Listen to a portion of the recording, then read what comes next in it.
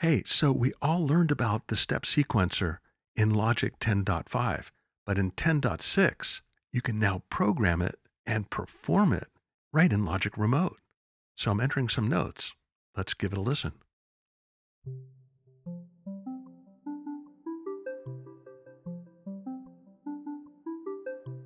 The row settings can be found by tapping right on the row headers. And right now I'm tapping on randomize step on and off, and you can see it's randomizing the steps on and off in that row. Remember, these are row settings. Let me try it again on a different note. I'll go down here. I'll randomize this. There, that sounds pretty good. Now, by tapping on notes that I don't want, I can turn them off. It's really a lot of fun to play Logic Remote with your fingers rather than a mouse. So let's adjust one of the many other row parameters. If I select a random playback mode, then Logic Remote will create a random step sequence that repeats. Down in the lower left corner, clicking on that little eye, you can adjust the pattern settings. For instance, pattern key. So let me change the key.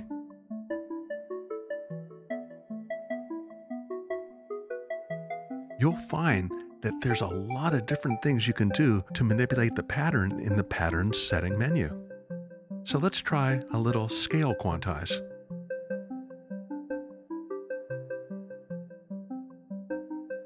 There's the minor pentatonic. Here's Dorian, one of my personal favorites. And here's a Japanese scale. Remember, everything you do in the pattern settings affects all of the steps in the pattern.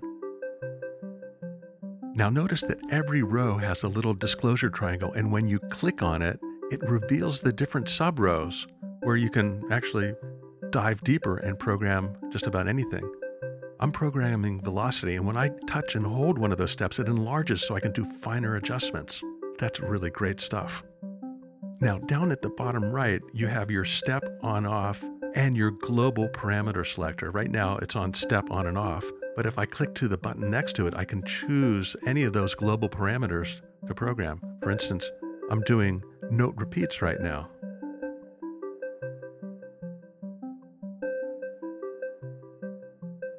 Let me do this C3 here too.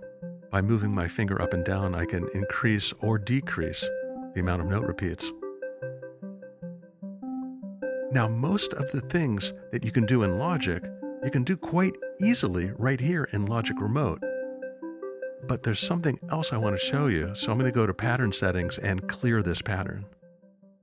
What makes Logic Remote special is that it's multi-touch because it's an iPad.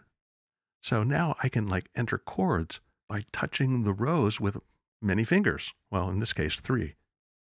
So in some ways, using Step Sequencer in Logic Remote is even more powerful than using Step Sequencer in Logic. And in my opinion, programming Step Sequencer in Logic Remote is definitely a lot of fun. And everything you do programming-wise in Logic Remote, of course, shows up in your Logic project. Cool.